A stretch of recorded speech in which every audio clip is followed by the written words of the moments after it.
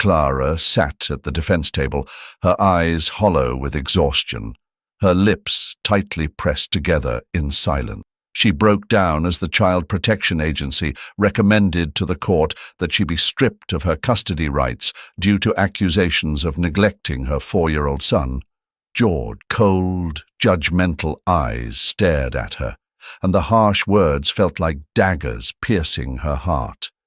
She questioned what more she could do to keep George by her side. A mother's love can endure hunger, exhaustion, and the world's harshest criticisms. But when that love is misunderstood as neglect, who will step up to prove otherwise? Clara stirred from sleep, the thin blanket barely offering warmth against the morning chill that crept through the cracks of her small, worn-down apartment. The light, filtering through the dusty window, was dim, yet it was enough to remind her that another long day awaited. She shifted quietly, glancing at George still curled up under a blanket on the makeshift bed nearby, his small form rising and falling with each innocent breath. She sighed, running a hand through her tangled hair, and pushed herself up. The kitchen was bare, save for the few cans and a box of cereal she had rationed out over the week. Clara opened the fridge. Just a bit of milk left.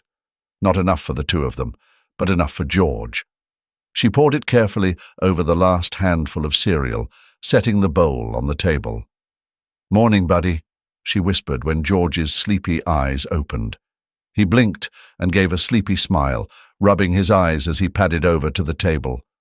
"Morning, Mummy," he mumbled, dragging a chair out and climbing up. His innocence, his untainted joy, was what kept Clara going, though her body ached with fatigue. She sat across from him, resting her chin in her hand as she watched him eat, her stomach grumbling quietly.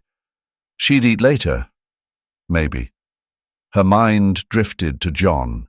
The memory of his face, pale and gaunt, from the last months of his illness still haunted her. Cancer had taken him, but not before it drained their savings, leaving Clara to pick up the pieces of a life she hadn't imagined living alone. She glanced at George, who hummed to himself between spoonfuls, oblivious to the weight on her shoulders. The burden of being both mother and father, the worry about rent, food, and whether she could keep up with everything, loomed over her daily. When George finished, Clara smiled faintly and gathered the bowl. "Go get dressed, sweetie. We've got a big day." George nodded, skipping off with the lightness only a child could muster. As she washed the bowl, the tap water running cold, Clara's thoughts returned to her daily grind.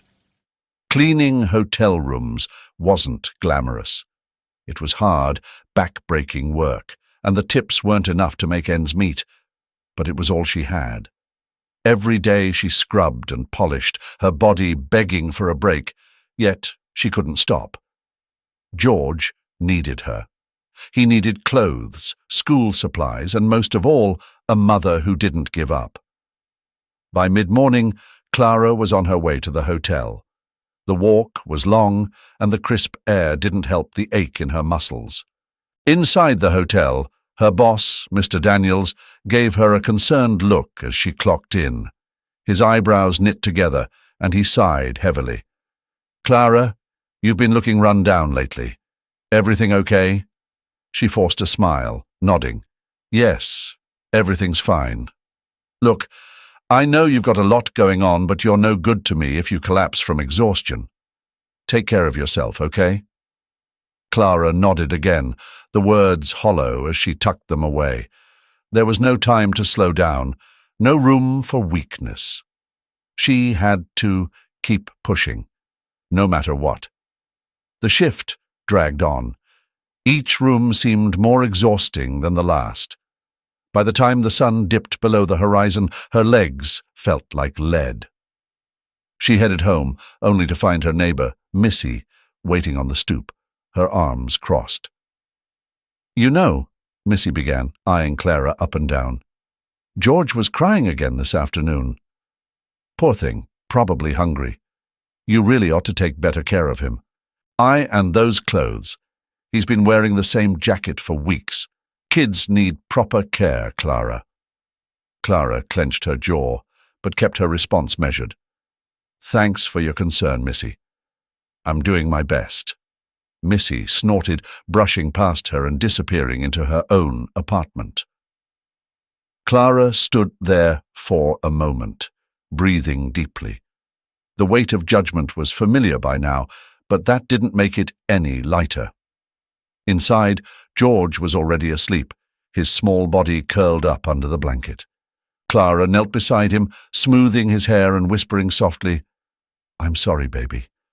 Mommy's trying." As she stood and looked around the tiny apartment, the cracks in the walls, the threadbare furniture, Clara's heart tightened. Tomorrow would be just as hard, if not harder. But she had to keep going, for George, for herself. And somehow, that had to be enough. Clara sat on the edge of the bed, staring at her worn shoes, their soles almost as thin as the hope she clung to. She'd brought home leftover sandwiches from work again. Her colleagues didn't notice she never ate her own lunch, always saving it for George. But it was getting harder to hide her fatigue, the gnawing hunger in her belly. Every bite she didn't take was for him, and each sacrifice seemed to deepen the bags under her eyes. Still, when George's laughter echoed in their small apartment, all those sacrifices felt lighter, almost bearable. "Mommy, look at what I drew." George rushed over, waving a sheet of crumpled paper with a messy drawing of a house and a sun that seemed too big for the sky. His smile was wide, unaware of the struggles his mother carried, unaware of the choices she made every day to ensure he had more than she did. Clara forced a smile, her heart swelling with a love so fierce it masked the exhaustion that weighed her down. "It's beautiful, sweetheart. Is that us?" George nodded eagerly. "Yep, and that's our house. When I grow up, I'm going to make it real big, so we don't have to share walls with neighbors." Clara ruffled his hair, her throat tight. She wished he didn't have to dream of such things, but at the same time, she was thankful he still had dreams. He hadn't yet realized the enormity of what they lacked. The weekend came, and as promised, Clara took George to the park. She hadn't slept well the night before, her body sore from long hours of scrubbing floors at the hotel. Still, the thought of disappointing George weighed heavier than her own exhaustion. At the park, she settled on a bench, watching as George ran off to the swings, his little legs pumping with excitement. She closed her eyes for just a second. At least, that's what she told herself. But that second turned into minutes, her body succumbing to the tiredness she'd tried to push away all week. A sudden choking sound yanked Clara from her brief slumber. She bolted upright, her heart in her throat as she saw George clutching his throat, his eyes wide with panic. He had found a coin on the ground and, in his innocence, put it in his mouth, only to choke on it. Clara's legs felt like lead as she rushed to him, her hands shaking as she tried to remember what to do. "Please, somebody help!" she cried out, her voice cracking with desperation. The few people around glanced over but hesitated, unsure if they should get involved. Clara's world spun, her thoughts a blur of panic and helplessness. George's small body convulsed, and she could see the terror in his eyes. A man, tall and solid, rushed over without hesitation. He bent down and struck George firmly on the back. The coin dislodged, and George gasped, coughing as he clung to Clara, who was shaking uncontrollably. "Thank you," she whispered, tears welling in her eyes as she hugged her son tightly. The man simply nodded, his expression softening before he walked away. Nearby, a woman named Julia, one of the other parents from George's class, had seen the entire incident. Her eyes followed Clara as she sat back down, clutching George close. Julia's lips pressed into a thin line, and she quickly pulled out her phone, typing something before turning away. The next morning, Clara could feel the weight of the judgmental stares as she walked George to school. The whispers followed her, words like irresponsible and negligent, floating just within earshot. She kept her head down, gripping George's hand a little tighter, as if holding onto him could shield her from the harshness of the world around them. Back at home, Clara sank into a chair. She refused to ask for help, refused to admit that she was struggling to keep her head above water. The idea of losing George was more terrifying than anything else. She knew if anyone found out just how bad things had become, they might take him away. And that was a risk she wasn't willing to take. As Clara stared at the old wallpaper peeling from the walls, she realized that the burden of poverty wasn't just about hunger or exhaustion. It was about isolation, about the crushing weight of knowing that the world didn't just ignore you, but judged you too. Clara sat anxiously in the small, brightly lit office.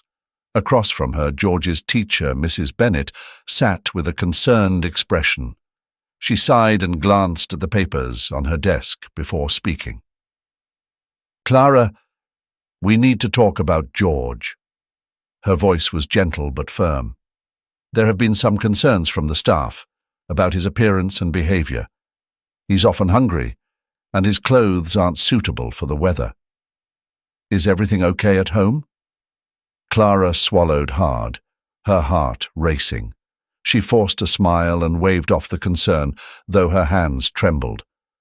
"Oh, Mrs. Bennet, George is just a growing boy.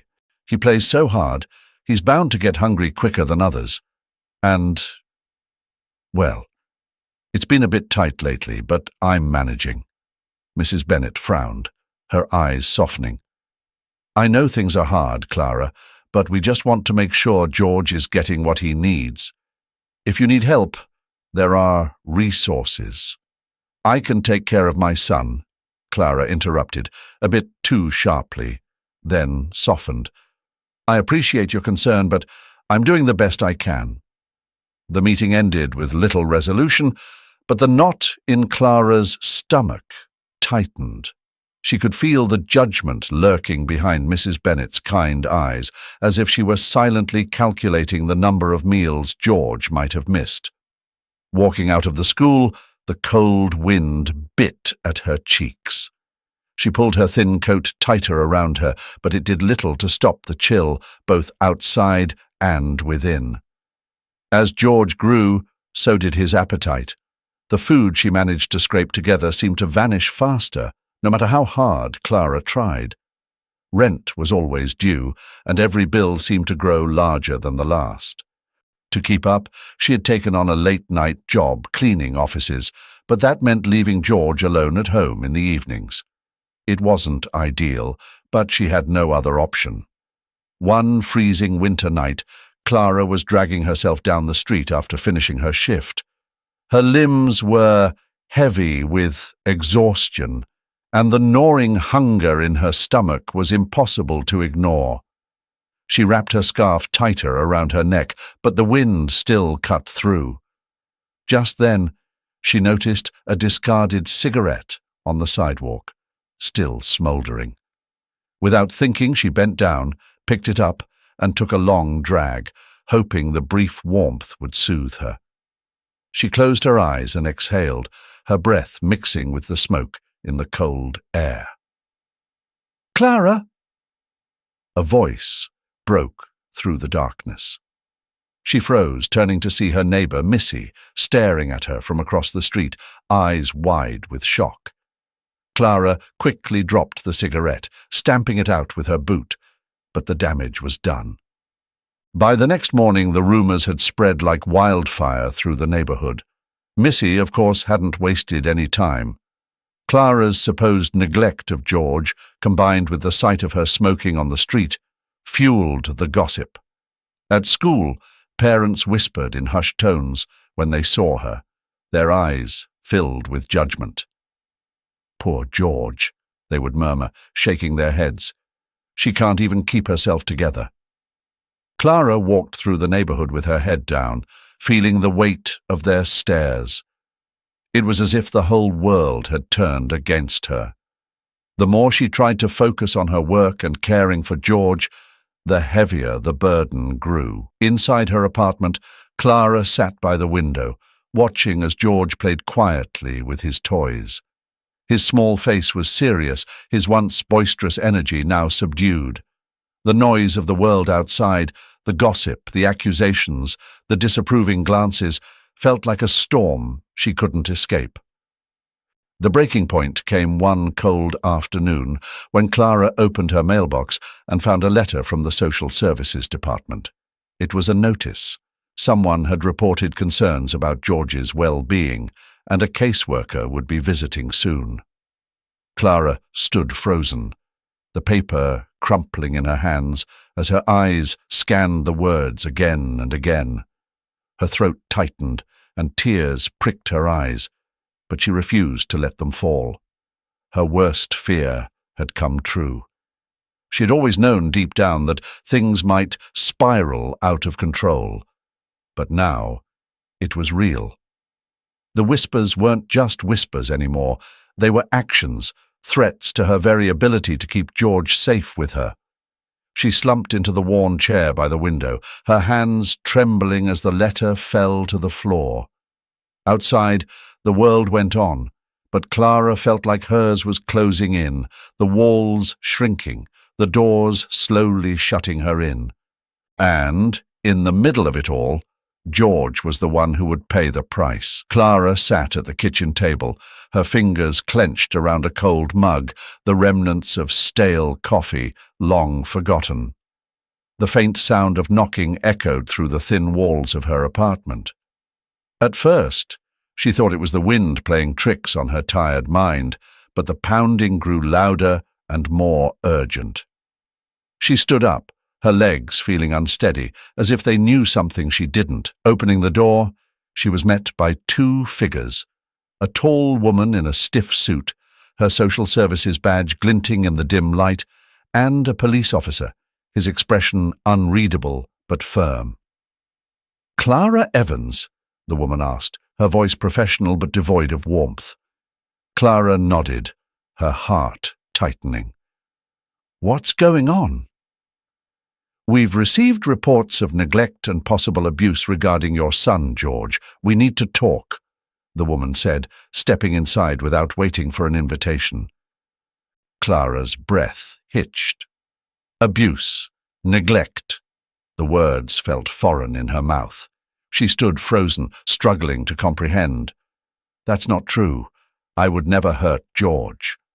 The officer, who had remained silent, took a step forward. "Ma'am, we need you to cooperate. This is for George's safety." Panic surged through Clara. She moved to stand between them and the small bedroom where George was still sleeping. "You don't understand," she said, her voice shaking. "I work all day. I do my best. He's my world." The social worker's gaze softened just a little. "We're not here to make judgments right now, Clara, but we do need to take George for further evaluation. This isn't permanent, but we need to ensure his safety." Clara's chest tightened, and she struggled to breathe. "You can't take him from me," she whispered, almost as if saying it softly would make it less real. The woman motioned to the officer, and Clara felt her legs go weak. George's door creaked open, and she watched helplessly as they woke him, his small face crumpling in confusion. "Mom?" George's voice was thick with sleep, his eyes wide as he tried to process the strange people in his room. "It's okay, baby," Clara tried to say, but her voice cracked. She reached out, desperate to hold him, but the officer stepped between them. George clung to her leg, tears beginning to form. "I don't want to go," he sobbed, his tiny fists clutching her jeans. Clara knelt, her hands trembling as she held his face. "I'm right here," she whispered, forcing a smile through the agony. "I'll be right here when you come back." But the moment felt like a lie. It felt as if the walls of the apartment were closing in, suffocating her. The officer gently but firmly lifted George into his arms, and Clara's heart shattered as George's cries echoed through the apartment. She felt her body being pulled away, her hands reaching out in desperation as the door closed between them. The sound of George's cries faded into the hallway, leaving an unbearable silence behind. Hours passed, though they felt like seconds, and Clara found herself sitting in a sterile, cold room at the police station. The fluorescent lights above her flickered, casting harsh shadows across the walls. Across from her, a detective flipped through a folder, the sound of paper filling the silence. "You've had some trouble keeping steady employment," he said without looking up. Clara's eyes burned, but she blinked back the tears. "I've done everything I can," she muttered, the words barely audible. "I work 2 jobs. George is all I have left." The detective glanced at her, his face impassive. "The reports say George is often hungry. His clothes are sometimes insufficient for the weather. Neighbors have heard him crying frequently. Does any of this sound familiar?" Clara's throat tightened. "I've done my best. It's not easy, but I'm not a bad mother." The detective's gaze was steady. "That's not for me to decide. But you need to understand that this isn't going to be easy. The court is going to look at all the evidence." They left her alone in the small, cold room after the questioning, her hands trembling as she wrapped her arms around herself. The weight of it all pressed down on her chest, suffocating her. Her mind kept returning to George's face, the way he had clung to her, the fear in his eyes. And now she sat in a cell, awaiting the beginning of the trial, terrified that she might lose him forever. The walls around her felt too close, the silence too loud. The only thing she could cling to was the faint hope that somehow she would find a way to bring George home. But even that hope felt fragile, slipping through her fingers like sand. The courthouse was buzzing with restless energy. Reporters jostled for space, their cameras flashing as Clara stepped out of the police van. Her face was pale, her eyes tired but resolute. The media frenzy surrounding the case had already painted her as a careless mother. Headlines screamed accusations, twisting every sacrifice she had made for George into a scandal. Clara could hear them talking, whispered judgments in the crowd, branding her as negligent, irresponsible. It made her stomach turn, but she said nothing. Inside the courtroom, the tension thickened. Clara's public defender, Sarah, sat beside her, a determined yet calm expression on her face. Sarah had been assigned by a human rights organization, and despite the odds, she had faith in her client. But Clara? She wasn't so sure. Shame and fear were crushing her voice.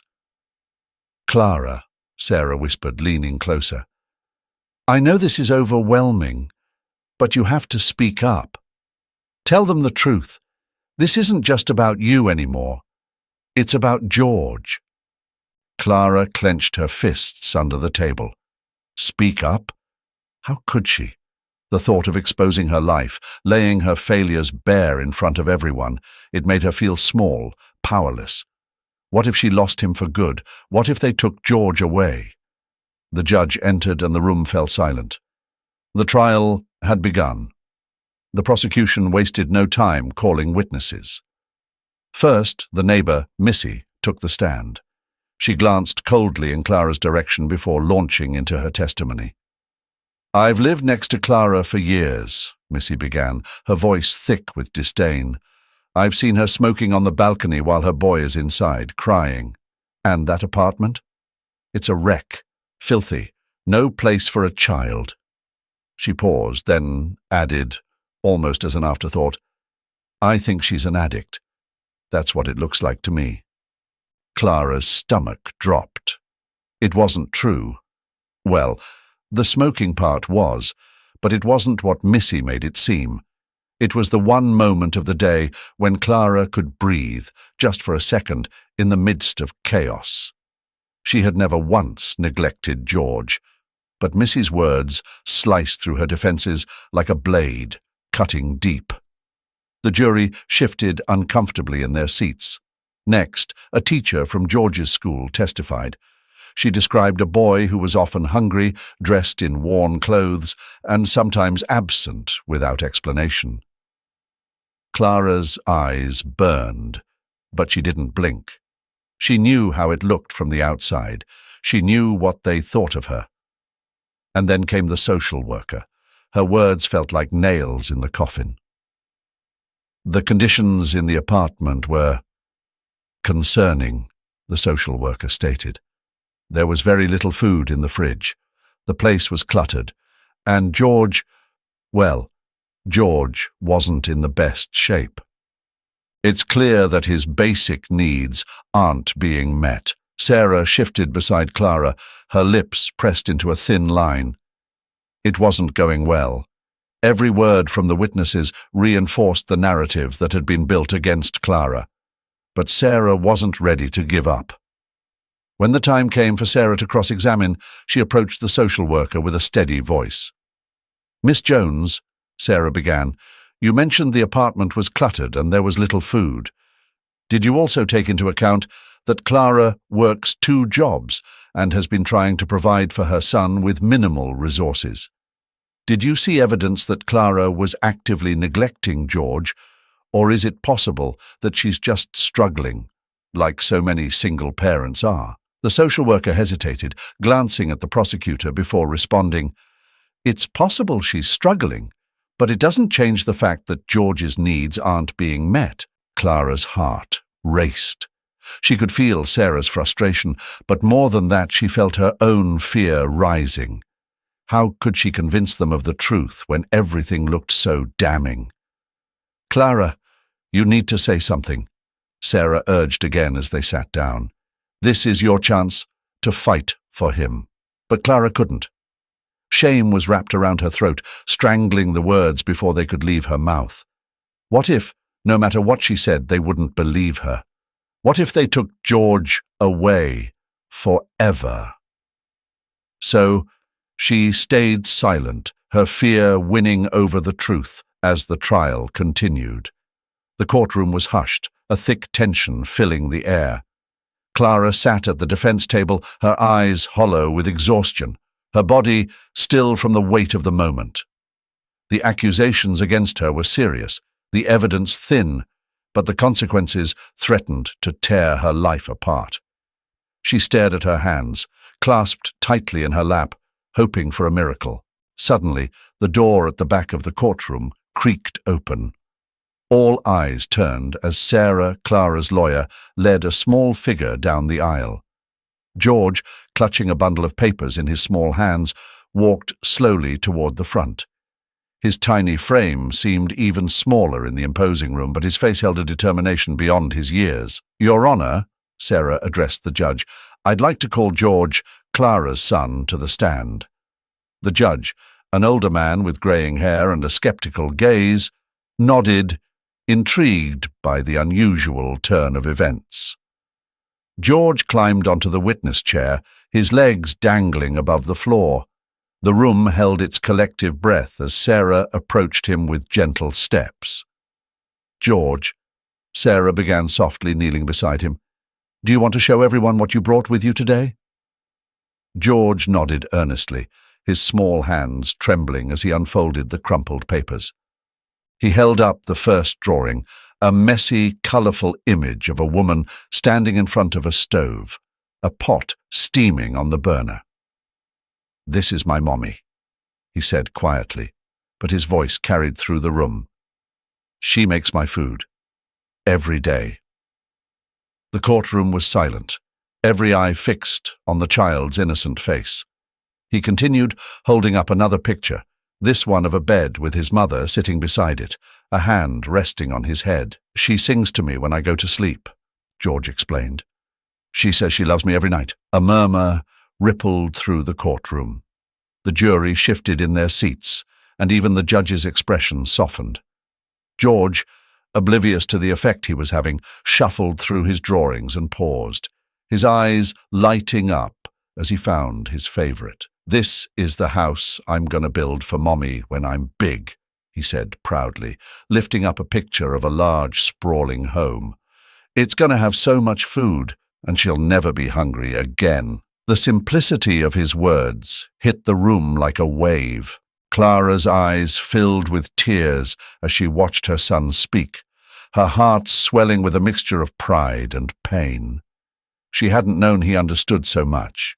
There was a collective sniffle from the jury.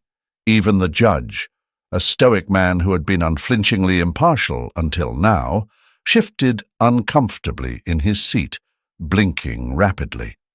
Sarah allowed the moment to sink in before stepping closer to the witness stand. "George, has your mom ever hurt you or made you feel unsafe?" she asked gently. George shook his head, his brow furrowing in confusion. "No, she takes care of me. She always does." Satisfied, Sarah turned toward the judge. "No further questions." The judge cleared his throat, clearly moved. "Thank you, George. You can go sit with your lawyer now." George slid off the chair and returned to Sarah's side, his testimony hanging in the air like a beacon of truth. Next, it was Clara's turn. She stood slowly, her body trembling as she walked to the stand. Sarah gave her a reassuring nod before she began to speak. "I never let my son go hungry," Clara said, her voice quiet but firm. "Every meal he's had in these last months has come from my share. I would go without food before I ever let him suffer."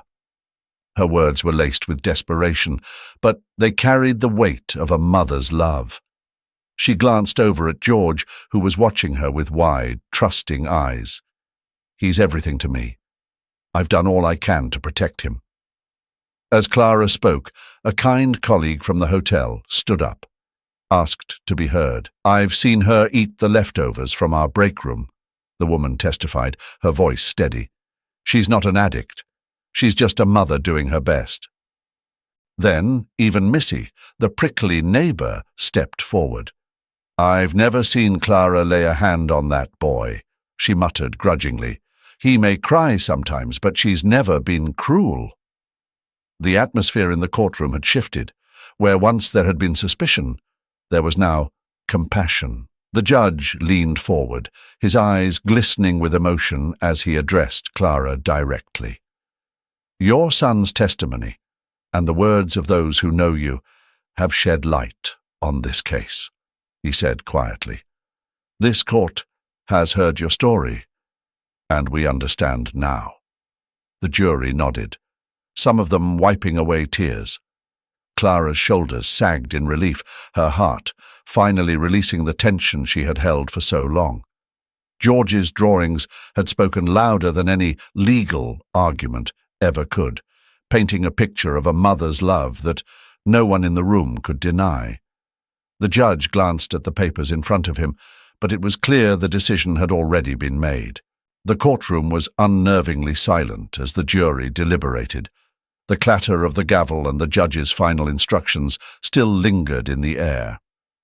Clara sat motionless at the defense table, her fingers tightly intertwined, the tension visible in the way she held her breath. Across the room, George sat quietly with a social worker, his small body barely filling the seat. His wide, innocent eyes scanned the unfamiliar room, too young to fully grasp the weight of what was happening, but sensitive enough to know that it was important. The jury had listened to hours of testimony, stories that painted Clara as both a struggling mother and a negligent one.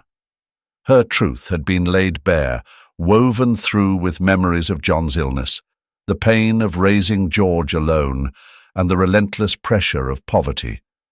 Clara had never tried to hide it. She spoke of the cold mornings, the scarce food, and the exhaustion that became her daily companion.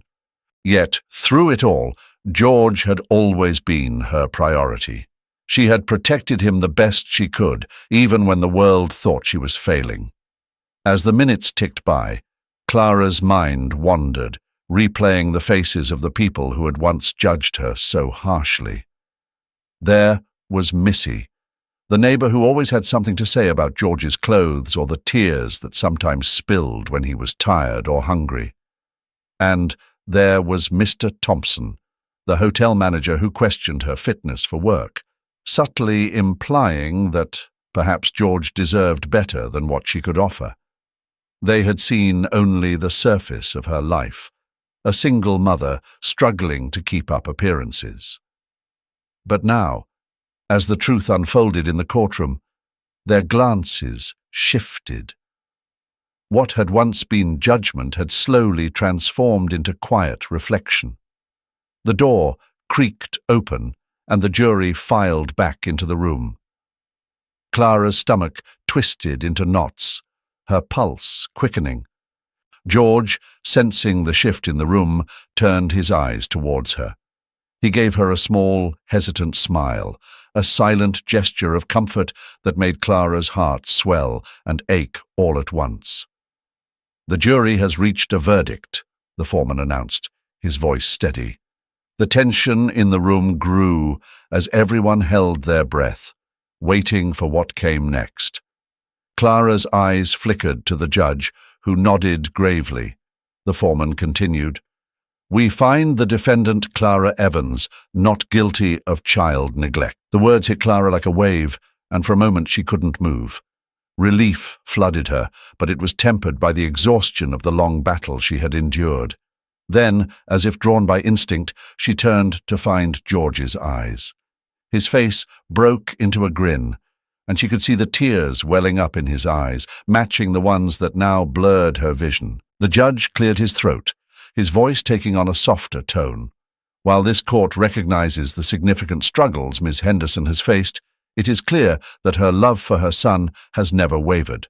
In light of the circumstances, I am ordering that both Ms. Henderson and George be provided with the necessary support services, including housing and financial assistance. This family needs help, not punishment. For a moment, the room was still. Then, slowly, the applause began. It started with a single clap, hesitant and unsure, but soon it grew, filling the room as the weight of Clara's victory spread. Mr. Thompson nodded quietly to himself.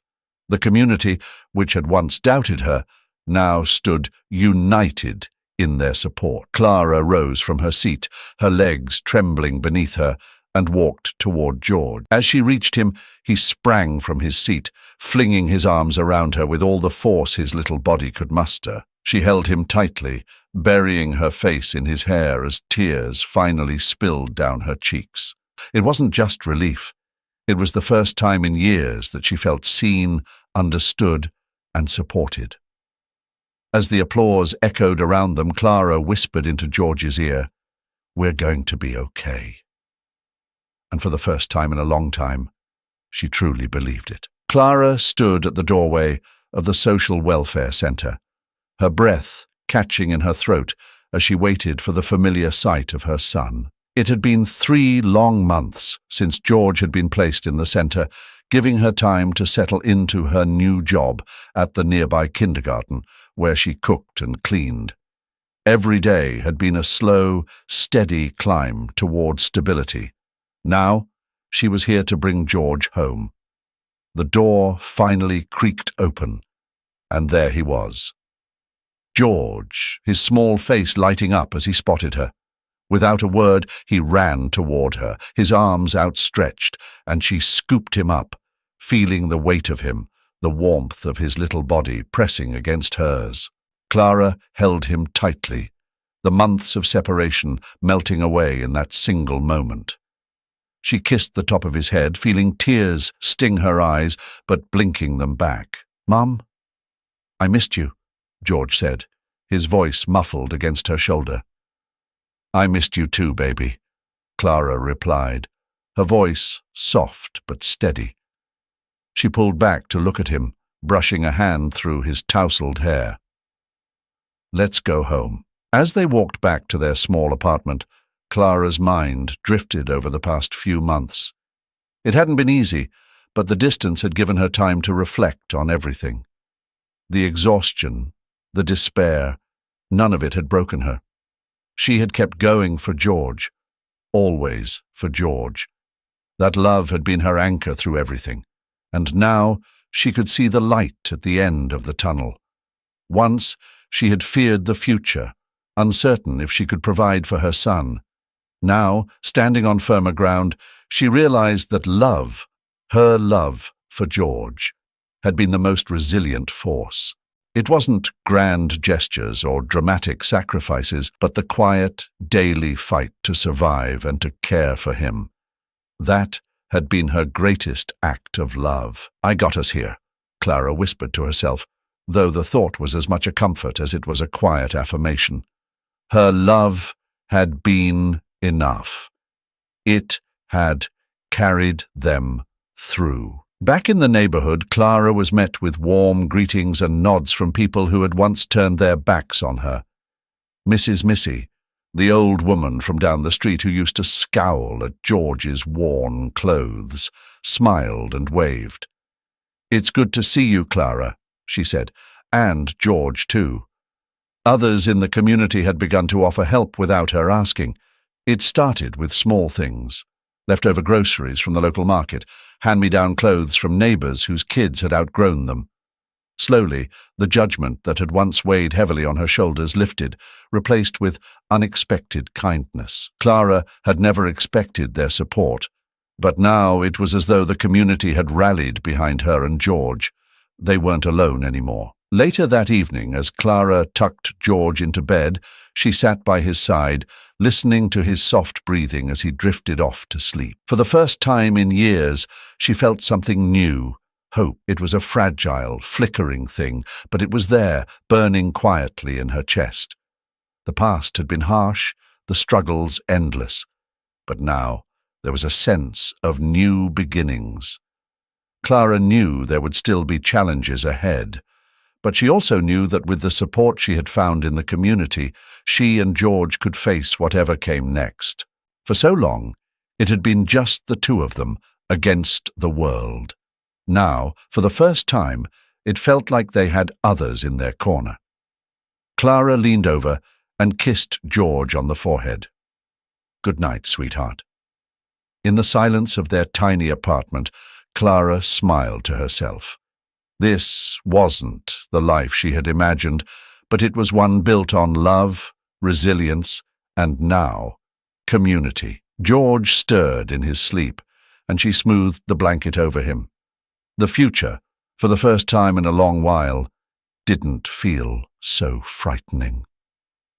Clara stood up and looked out the small window at the moonlit street below. Whatever happened next, she was ready. The love she had for her son had carried them this far, and it would carry them further still. This was only the beginning. Thank you all for joining me today to hear Clara and George's powerful story of love, resilience, and hope. Their journey reminds us that no matter how difficult the road may seem, with unwavering love and support, we can overcome even the darkest challenges. It's not always easy, but it's those small, everyday acts of courage that lead us toward brighter tomorrows. If you felt inspired by Clara's story, don't forget to hit the like button, share your thoughts in the comments, and subscribe for more stories that touch the heart and lift the spirit. Remember, we're all part of a larger community, and sometimes it's the unexpected kindness from others that makes all the difference. Until next time, take care, stay strong, and keep believing in the power of love and perseverance. See you soon.